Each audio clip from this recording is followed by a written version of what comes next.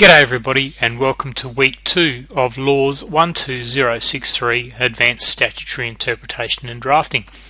I'm Anthony Marinac. This week we're going to look at the structure of statutes and legislative instruments. Now to some extent this is going to be material that's quite familiar to you from previous studies and from the familiarity that you will have developed with statutes and legislative instruments during the last few years of your studies. However, this time we're going to take a look at it in much more detail than you will have previously. The idea is for you to start thoroughly understanding the anatomy of a statute and the way in which a statute is passed, so that you really do become familiar at an expert and professional level with statutes, which are after all the heart of our practice these days.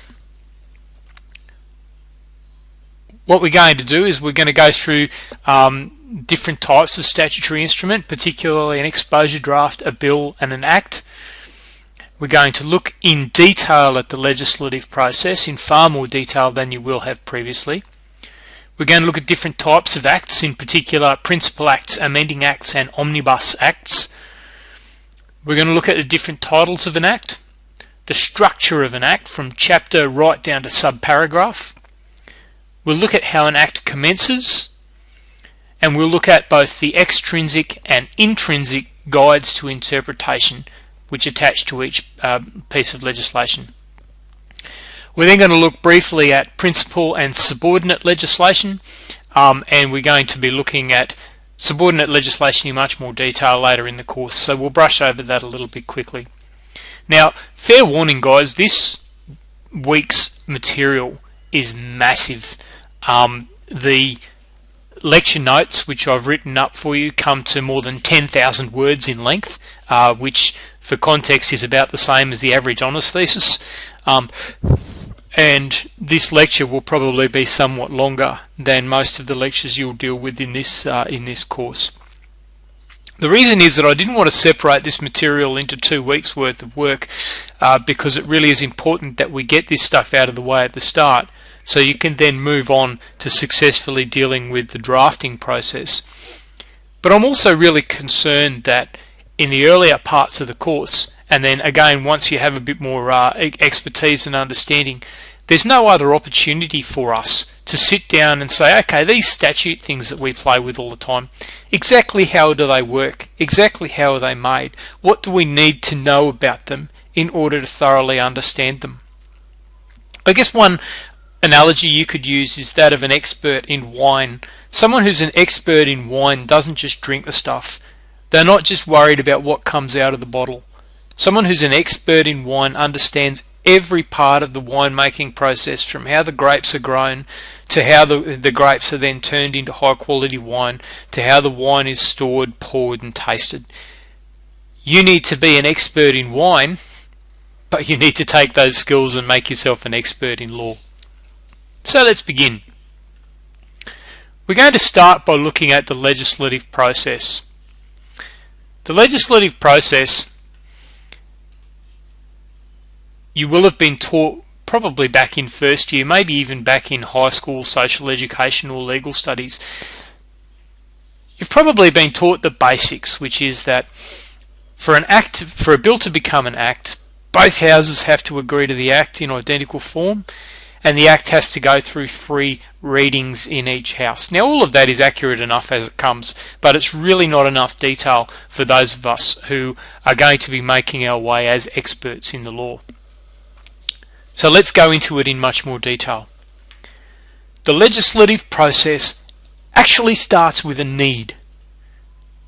Now that sounds pretty simple, really. Something needs to be done.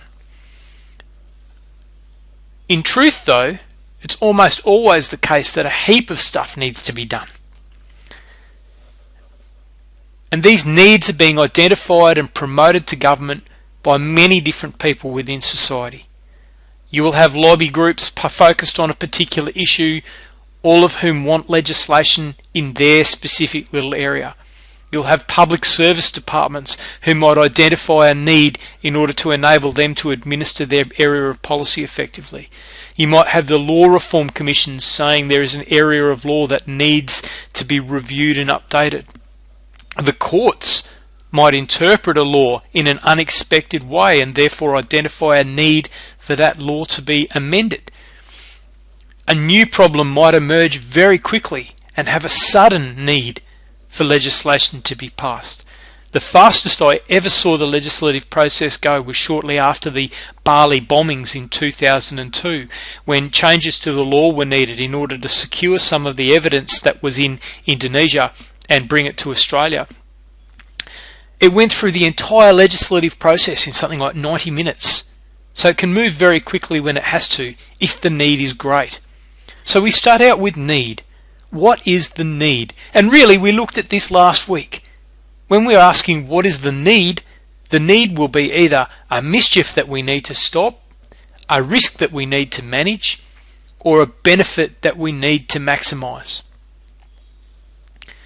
Now, once that need is identified and once it's obtained sufficient political momentum that it looks like something's going to be done about it, one of the public service departments, the public service department with responsibility for that policy area, will draft what we call drafting instructions. Now, drafting instructions are a basic set of instructions by the policy department to the legislative drafters saying, please draft us a bill that does this. Now, this is very much the same as a client coming in private practice and saying, I would like a letter written and the letter should say this. They're giving you the general idea of what needs to be done, but they're allowing us as the lawyers to go ahead and turn that into proper legal language and proper legal form. In the Commonwealth, that's done in the Office of the Parliamentary Counsel, which now includes the old Office of Legislative Drafting. Those drafts people produce what's called an exposure draft. Now, this doesn't happen all the time. Exposure drafts don't happen for every bill, but we're going to go into the detail here, so we'll pretend for the moment that we're getting an exposure draft. The exposure draft is a first draft of the bill intended for public release. And the idea is that the government releases that exposure draft bill and allows stakeholder groups to have a look and identify what might be right about it, what might be wrong about it. So let's say we're going to have a new piece of legislation that will look at the risks associated with children's sport. Now, it might be a good idea to release an exposure draft, and that exposure draft should probably be considered by parents groups, by school sporting groups, by elite sporting groups, by paediatric doctors and their organisations, perhaps by insurance companies, perhaps by councils, as in local councils who provide the sporting facilities for those young people. All of those people will bring, all those stakeholders will bring different views to the table, and those views can inform the legislation and make it better. Once a period for comment on that exposure draft has expired, the government will then take the exposure draft away and the comments and say, okay, what do we need to change here? What has been identified by the stakeholders in a compelling and convincing enough way that it should result in change to the legislation? Once that's done, we get a final bill. The bill then goes to Cabinet. Cabinet is a meeting of all the senior ministers in the Parliament. So all of those senior most members of the political party or political coalition which holds a majority in the lower house. Not all ministers are in the Cabinet. The number of ministers in the Cabinet really depends on each individual government. Generally speaking, the Prime Minister or Premier will determine for themselves how many people they wish to have in the Cabinet. Cabinet has a series of committees which bring together ministers who have related areas of policy responsibility. So for instance, if you wanted to pass a bill to regulate mining for oil on the Great Barrier Reef, then it would be important for that to go to a committee that included both the Tourism Minister, the Environment Minister, and the Minister responsible for oil and petroleum, because you can see that all three of those ministers and all three of their parliamentary departments, their government departments, have interests at stake. And they'll thresh out whether the bill is acceptable to the government as a whole. Once a bill has passed Cabinet, and once the government has been convinced that the bill should go ahead, it will be scheduled for introduction. Sometimes a bill is brought on very quickly, almost by surprise, within a matter of days, and sometimes bills are scheduled for introduction months in advance. Generally speaking, most governments will schedule bills for introduction as early as they reasonably can, just as a courtesy to the other political parties and other members of Parliament, to give them an opportunity to consult with their home constituencies to determine whether the bill is one they should support or not. At some point after that, the legislative process finally gets to the Parliament. So you can see here we are on the second PowerPoint slide of the legislative process, and we're only now just getting to the Parliament. When the bill is introduced to the Parliament, we have what's called the first reading process. Now, once upon a time, the entire bill was read by the clerk of the Parliament. And this was because hundreds of years ago it couldn't necessarily be assumed that all of the parliamentarians would be literate, and so the bill was read to them. These days, of course, we assume that most of our parliamentarians can read, and so instead the clerk of the Parliament will simply stand up and read the title of the bill. So here's what happens in the first reading stage. The minister who is introducing the bill, and it's always a minister who introduces the bill, will stand up and they will table a copy of the bill. So they will give a copy of the bill to one of the parliamentary attendants, who will place it on the table of the Parliament.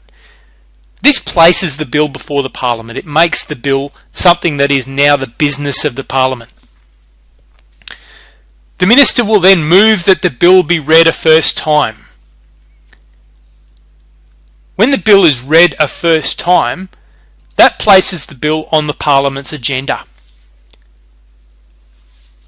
You will find that virtually no bill is ever defeated on the first reading.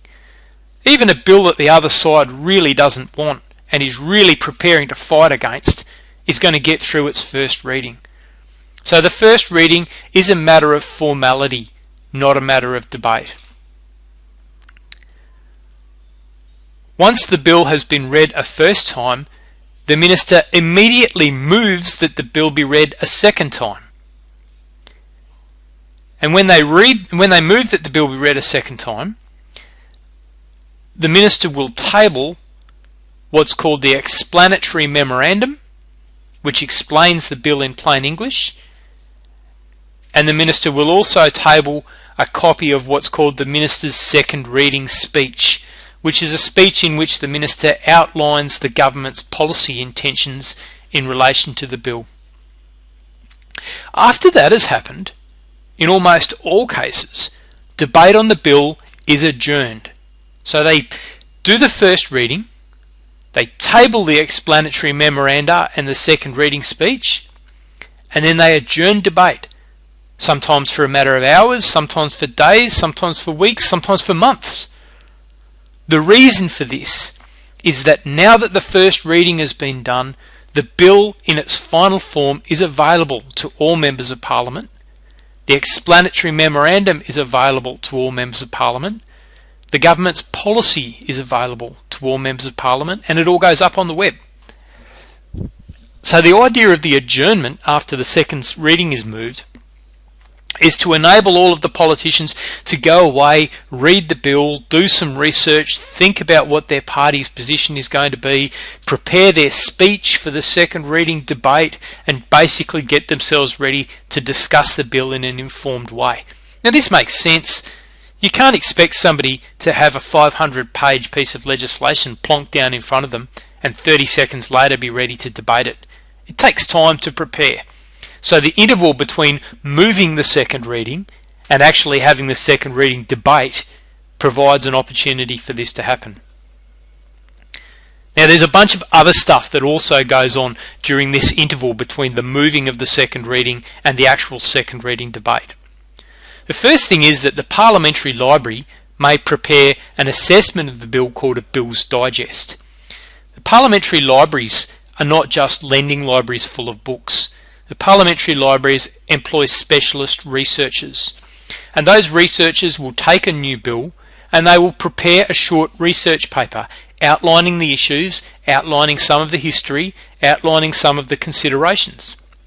The wonderful thing about these Bills Digests is that the people who write them are not politically partisan. They don't work for a particular political party, and they can't be sacked for disagreeing with a particular political party. So they're genuine neutrals, and the reports that they prepare are also genuinely neutral. The other wonderful thing about these Bills Digests is that they're all online. If you go to the Parliament House website, you can find them very easily, and they can give you a lot of information about a bill that was going through Parliament. You can go through a piece of legislation that has now been in place for some years and still go back and find the Bills Digest and learn very quickly about what some of the issues were that the bill was raised in order to deal with, and what some of the concerns were at the time. If you haven't discovered Bills Digest yet, you really need to in a hurry. The other thing that happens during the interval between moving the second reading and having the second reading debate is that we may have a parliamentary committee holding hearings and preparing a report. We'll talk more about these when we come to extrinsic information, but basically what happens is that a parliamentary committee may take a bill and examine its provisions. They will open up an opportunity for members of the public to provide written submissions in relation to those bills. And once they've done so, they may well hold public hearings in relation to those bills. Now, those public hearings are given a great deal of credibility by senior people in Australia. You may see captains of industry, very senior public servants, important people dealing with the parliamentary committee and providing their advice on these bills. Better still, the committee hearings are almost all held in private, and their proceedings are recorded in a Hansard and made available on the public to the public on the Parliament House website. So you can see that by the time we get to the second reading debate, there's a whole bunch of information has often been generated about a particular bill. Usually speaking, the more controversial a bill is, the more information is going to be generated. But either way, there's been plenty of opportunity to develop information about a bill. Then, after a period of time, we get to that second reading debate. Now, the second reading debate is about policy, not detail. So, during the second reading debate, you're going to see members of Parliament saying this bill is a great idea, or this bill is a terrible idea, or we don't mind this bill, but part of this bill is just awful and shouldn't go ahead. What you're not going to see in the second reading debate is a member of Parliament standing up and saying, look, we don't mind the bill, but we think clause 13, subclause 3 needs to be amended because we think it's going to have the unintended consequence of imposing penalties on people who don't deserve them. Can you see the difference? The second reading debate is all about policy, not about the specific textual detail of the debate. Once that policy debate in the second reading is concluded, the resolution that the bill be read a second time, which was moved all those months ago, is finally put to the vote. And when it comes to the vote, the bill will hopefully be passed a second time. If the bill is passed a second time, we then go into what's called the consideration in detail stage. Now, different chambers refer to this in different ways. In the Senate, it's referred to as the Committee of the Whole stage. In the House of Representatives, it quite often happens in what's known as the Federation Chamber. Really doesn't matter what specific name they give to it. It's the consideration in detail stage. Now, in this consideration in detail stage, the Parliament goes through the bill clause by clause. Quite often they do this by exception, so members will be required ahead of time to register which clauses they wish to debate, and any that are not going to be subject to debate will just be allowed through. But the bottom line is that the Parliament has the opportunity to go through the bill clause by clause, word by word, so that members of Parliament can move any amendments they wish to move to the bill. Some of our most effective parliamentarians spent their entire careers doing virtually nothing but moving amendments to improve legislation by improving its detail.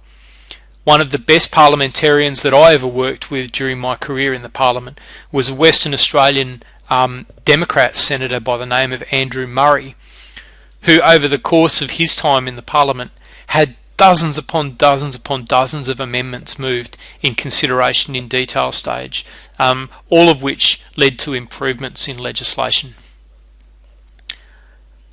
Once the consideration in detail stage is over, the bill comes back to the Parliament for the third reading.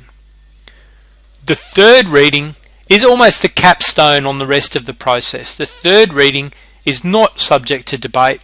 The third reading is where the Parliament says, right, we've had our policy debate, we've looked at the bill in detail, and now we're going to say we are finished and we pass this piece of legislation. Once the bill has been read a third time, in Queensland it goes off for consent because we only have one House of Parliament. In the Commonwealth and in other bicameral parliaments, the bill then goes off to the other house. If you're ever in Canberra and you have the opportunity to see the Parliament in session, this process of transmitting bills is actually very cool. If a bill starts in the House of Representatives, it will be picked up by the Sergeant-at-Arms and it will be carried across Members' Hall, which is in the centre of Parliament House, by the Sergeant-at-Arms, who will stand in the back of the Senate chamber, usually dressed in black tails and a white bow tie, and they will wait there until the deputy clerk at the table in the Senate approaches them, and it will be handed over in the back of the chamber to that deputy clerk, who will then go and hand the new bill to the President of the Senate, or the acting President of the Senate, as the case may be. It's quite ceremonial. It happens quietly, but it's still done in the old-fashioned way. Sometimes, if the bill goes from the Senate to the House of Representatives, it will be taken by the usher of the black rod of the Senate, who will be carrying their ceremonial black rod. I've got a picture of the usher in the notes, as they carry the bill from the Senate to the House of Representatives. So sometimes when you're doing something as important as making laws, sticking to the old customs can be a good and interesting part of the process. Once it goes to the other house, the bill goes through that whole process again from first reading onwards. The only thing that's different is that the Parliamentary Library is not going to prepare another Bills Digest, and the parliamentary committees are not going to sit again, because those reports are already available to the members who are dealing with the bill in the second house. So quite often the whole thing can go a lot more quickly, because the members in that second chamber have already had the opportunity to see the bill. They've already had the opportunity to think about the policy. They've been informed by the Bills Digest. They've been informed by the Parliamentary Committee. So there's really not the same need to wait around before getting started as there is when you're dealing with the first chamber. Now, of course, when they get to the consideration in detail stage in the second chamber, there's a potential problem, because if they change even one section of the bill, it can't be passed. If they change even one section, the bill is going to have to then be returned to the first house for reconsideration all over again until both houses reach absolute agreement on every word, every comma of every act. If there's not absolute agreement, it won't go off for consent. If there is absolute agreement in every last detail,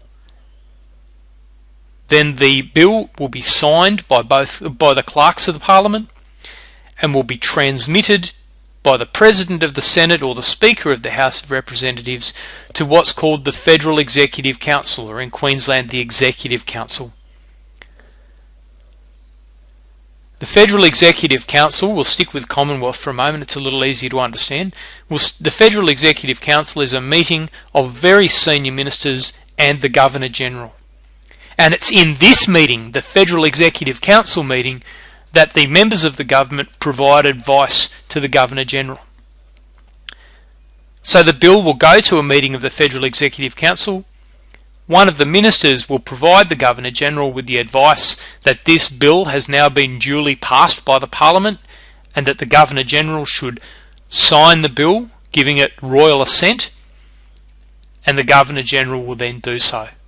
At that point, the bill becomes an act. Now that's a 20-minute gallop through the process. I've pointed you to some sources that go through the process in much more detail, and indeed the notes that I've given to you go through in much more detail. Can I suggest that it's really important, if you're going to be a professional lawyer, it's really important that you take the time to go and do some more reading about this, so that you thoroughly understand what the process is by which these laws are actually made. For the moment, let's push on. The next thing I want to talk about is the fact that there's a few different types of act, and sometimes it's important to know what type of act you're looking at. The first one, and the one that you'll deal with most of the time, is called a principal act. A principal act is self-contained. It is a new piece of legislation dealing with a new legislative scheme that hasn't been in place before. They've started from scratch. So the Disability Discrimination Act is a principal act. The Defence Act is a principal act. The Environment Protection and Biodiversity Conservation Act is a principal act. The Customs Act is a principal act. These are the foundation acts, the core acts that regulate their areas of policy. 98% of the time when you're dealing with legislation, you'll be dealing with the principal act. And in fact, whenever you can deal with a principal act, as opposed to an amending act or any other sort of act, you should always be making reference to the principal act. The second one I want to talk about is an amending act. Amending acts do not stand on their own. Their purpose is to introduce an amendment to a principal act which is already in place. Let me give you an example. What might happen is that a principal act might be in place, and then the court might examine that principal act, and the court might interpret that act in a way that the Parliament doesn't like.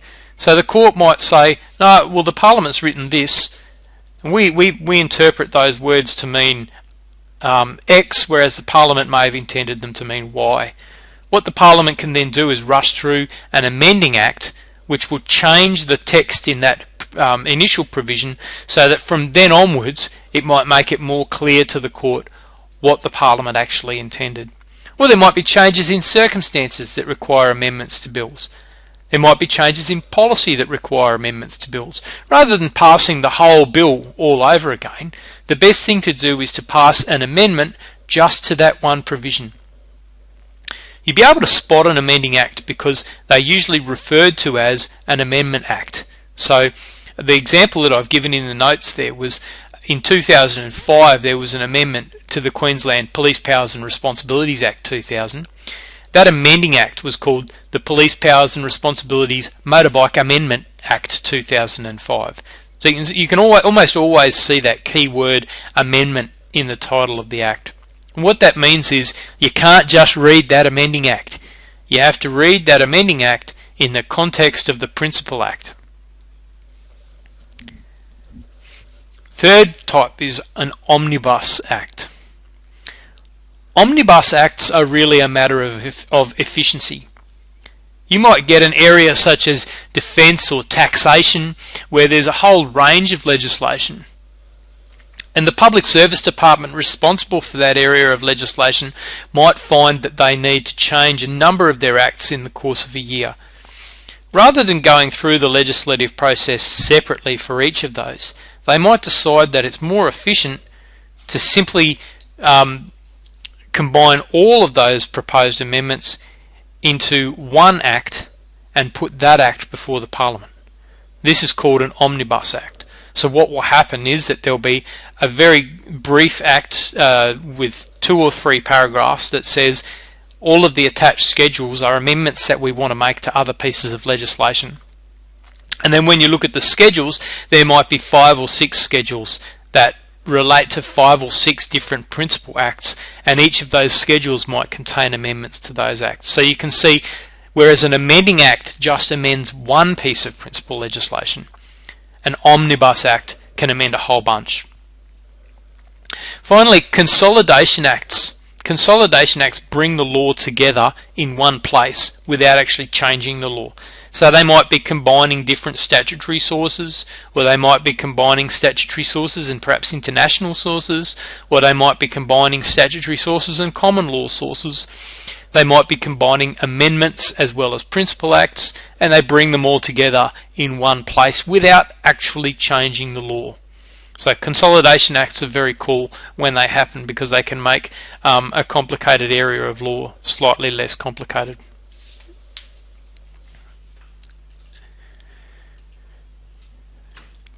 Next thing I want to go to is titles. Every act has 2 titles, a short title and a long title. The short title is the one we mostly use when we're referring to an act. So the example I've given you on the slide there is the Major Sports Facilities Act 2001, which is a Queensland piece of legislation. It's a good shorthand. It's the one that we're going to put in a footnote when we're referencing the act. Every act also has a long title, which is more narrative and a more fulsome description of the act. So in this case, it's an act to provide for the management, operation, use, development and promotion of facilities in Queensland for staging national or international sports, recreational or entertainment events, special events and for other purposes. Now what you can see there is that we've got a much longer title that gives us a much better idea of what the act actually does than the short title does. When we come to looking in more detail at processes of statutory interpretation, we're going to come across what's called the purposive approach to statutory interpretation, and you'll see then that we can, when we're having a look at a piece of legislation, one of the good things to do is to have a look at the long title, which is going to tell us pretty clearly what the intention of the act actually is. So be aware of both the short and long titles. I want to move on now to the hierarchy of contents of an act. Most of you will be aware that the fundamental unit of an act is a section. And most of you will be vaguely aware that sometimes there are other bits and pieces that we refer to in acts, parts, divisions and so on and so on. I'm willing to bet, however, that for most of you, you've never really had the opportunity or the need to sit down and examine that hierarchy and say, what type of content nests inside what other type of content. So I've done it for you on that slide. Now, depending on the size and complexity of the legislation, not all legislation will have all of these elements. The really key one is the section. Every single piece of legislation has sections. Working your way up and down from there is really a matter of the complexity of the legislation. So for the most complex piece of legislation, it would be divided into chapters, which are then divided into parts. Those parts are divided into divisions, divisions into subdivisions, subdivisions into sections.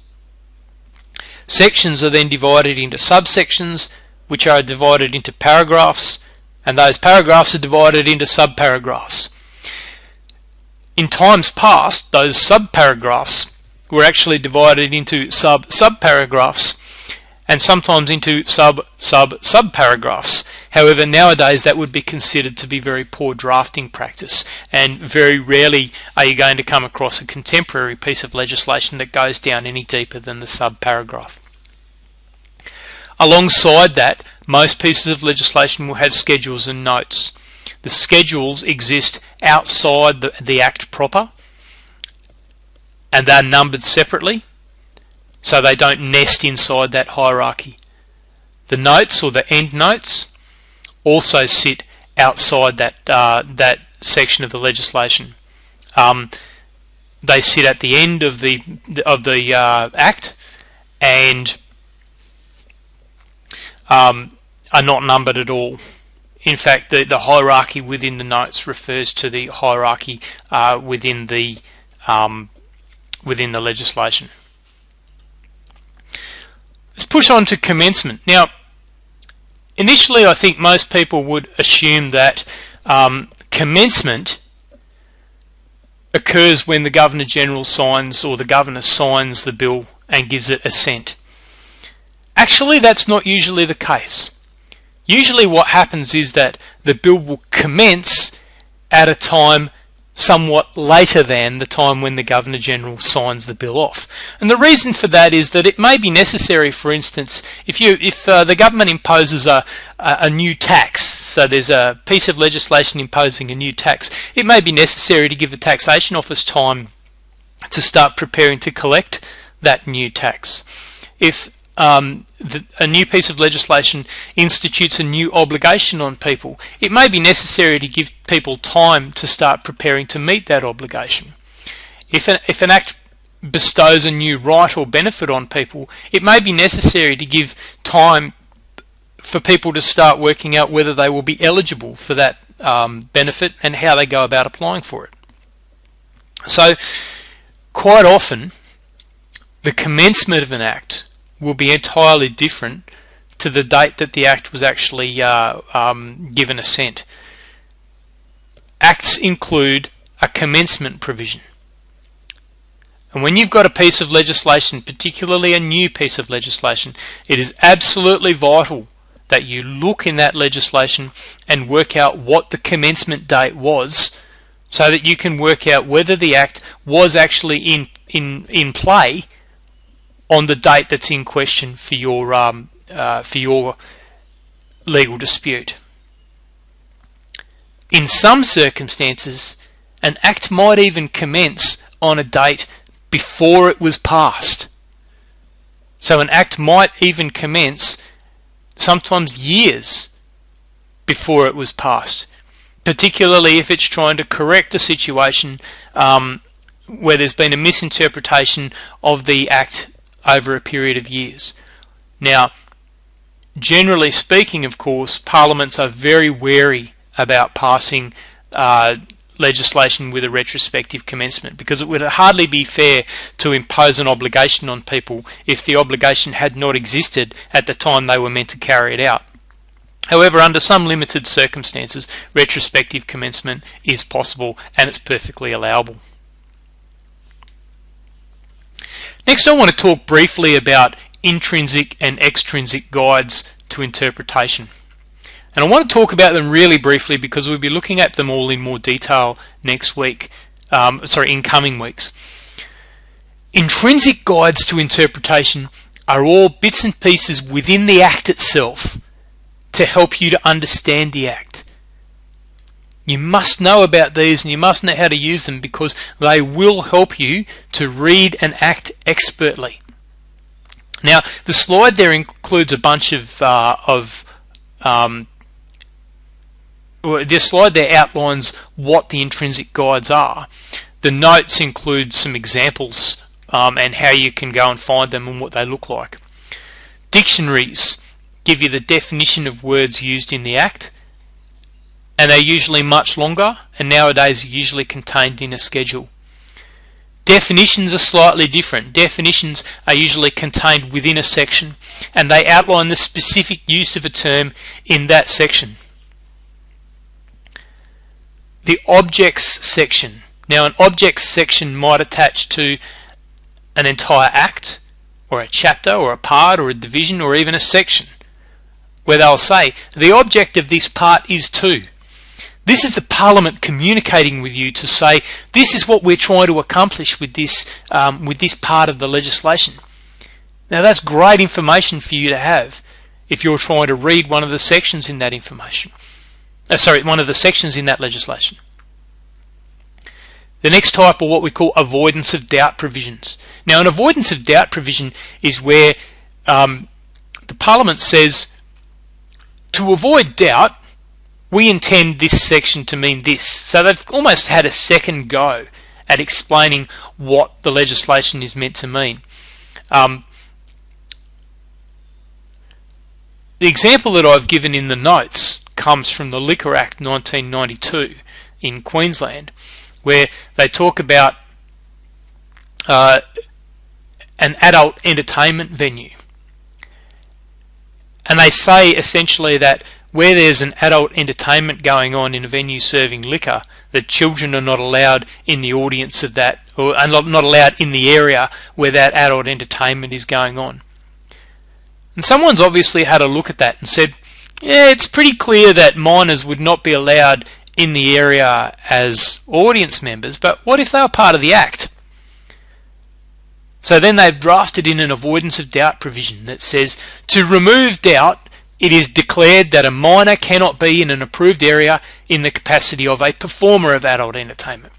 So what the Parliament has done is it said, look, we recognise that there may be some ambiguity in this provision. So we're going to clear up that ambiguity by sticking in an avoidance of doubt provision. Next we have notes. Now these are different to the end notes I was talking about a moment ago. These are notes that actually exist within the section, where they just give a little bit more information, usually in much less legislative language, to explain the provision that's just been written. Next we have diagrams and flowcharts. Now to be fair, you don't see too many of these in legislation, but you do see them from time to time, and particularly when the legislation is describing a process, they can be extremely useful to understand. Finally, more and more legislation these days is containing examples, where the Parliament takes a sample fact situation and applies the legislation to that fact situation to show how the fact situation should work. The example that I've given in the notes comes from the Births, Deaths and Marriages Registration Act, which says that a birth may be registered in Queensland if a child is born on an aircraft or a seagoing vessel outside Queensland, and the child is not, between when they're born and when they arrive in Queensland, taken to a place outside Queensland. So essentially, if Queensland is the first port of call for the child after it is born, then the child's birth may be registered in Queensland. It gives an example. The example reads like this. A woman gives birth on a ship travelling non-stop from Sydney to Tokyo. The mother and child are flown by helicopter from the ship to Brisbane to enable them to receive medical care. The birth may then be registered in Queensland. So the mother and child in that situation have been on a vessel and then on a helicopter. They have not made landfall at any place other than Queensland. Their first landfall has been in Queensland, so the child's birth can be registered in Queensland. You can see that the example that's attached to that section makes it much easier to understand quite precisely what the Parliament was intending. Next thing I want to talk about is extrinsic guides to interpretation. Extrinsic guides, as the name suggests, come from outside the piece of legislation, but they serve very much the same purpose of enabling us to understand the meaning of the piece of legislation. The second reading speech we've already met during this lecture. The second reading speech gives an indication by the minister of what the government's policy was in introducing the bill. The explanatory memorandum is tabled at the same time as the second reading speech is moved, and it gives a plain English outline of the bill, sometimes clause by clause.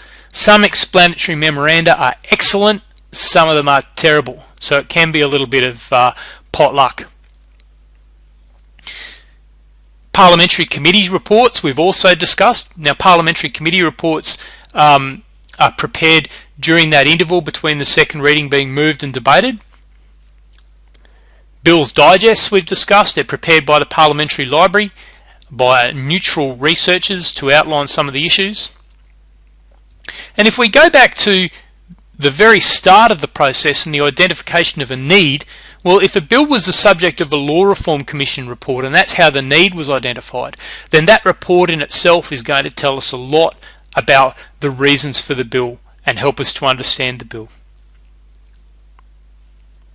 Finally, today I want to skip very briefly over delegated or subordinate legislation. Now, we're going to spend a whole week on this later on in the course, so I don't want to take up too much time now in what's already a fairly long lecture presentation. Delegated legislation is basically regulations or similar instruments that are made by the authority of an act and which impose law but which don't require the full legislative process. The only involvement of the Parliament in delegated or subordinate legislation is that the Parliament can disallow. So they have a veto power instead of being involved in the actual making of legislation.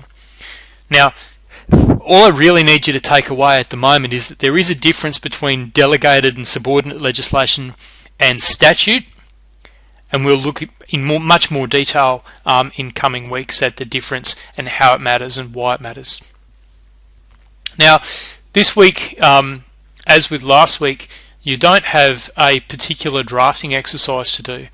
However, there are a bunch of tutorial questions and a bunch of questions along the way in the notes for this week, which will enable you to work through the process of obtaining deep information about a piece of legislation of your choice, but it will help you to read that piece of legislation in a thoroughly expert way, and you need to be able to do this. This is a fundamental skill of our profession.